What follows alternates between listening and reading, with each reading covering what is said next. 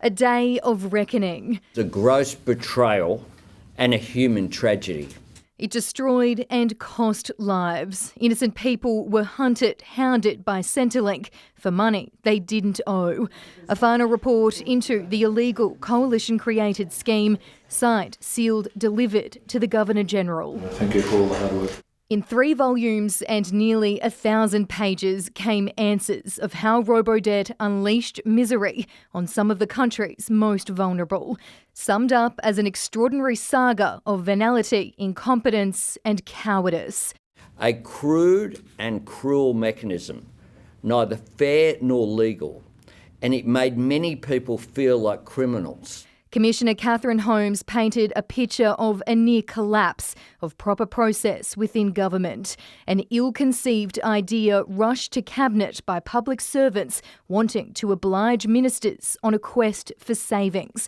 What was truly dismaying, she found, was the dishonesty and collusion that stopped its legal issues from coming to light. The previous government and senior public servants gaslighted the nation and its citizens for 4.5 years. Blasting the former ministers involved, finding Scott Morrison misled Cabinet when he pushed the proposal through. He failed to meet his ministerial responsibility by not ensuring it was lawful.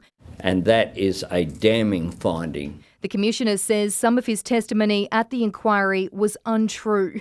Mr Morrison hit back at her comments. They're wrong and contradicted by clear evidence.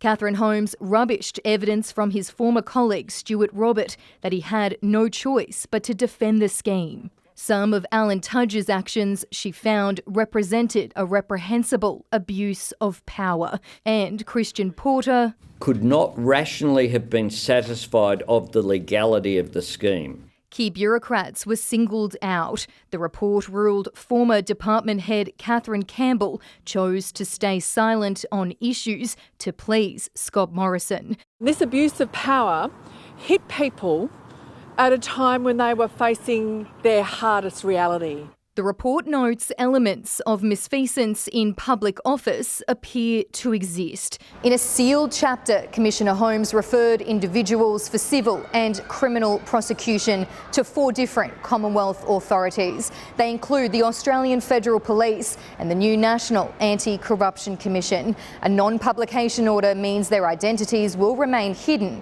for now. Stuart Roberts and Alan Tudge say they're not named.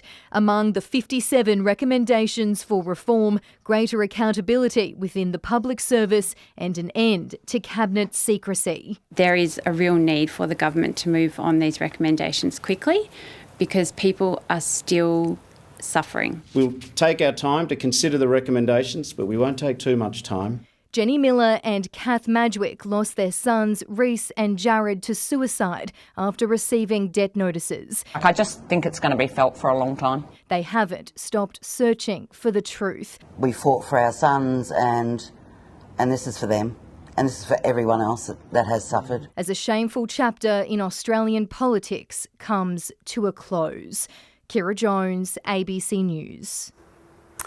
Robodebt was designed to boost the budget but wound up costing taxpayers nearly $2 billion, not to mention the lasting trauma for victims.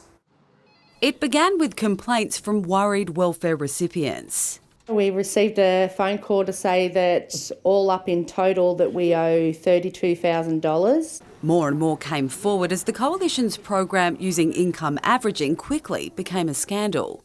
The program has been causing immeasurable harm to a number of vulnerable Australians. The method that's being used in this case is totally wrong. The government pushed back. Is the Labor Party position actually that we should not go out and successfully recover $4 billion worth of overpayments?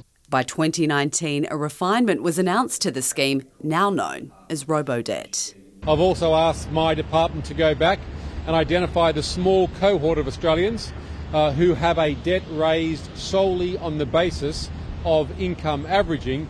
That small group turned out to be nearly 500,000 people. In 2021, a federal judge signed off on a $1.8 billion settlement between Robodebt victims and the Commonwealth.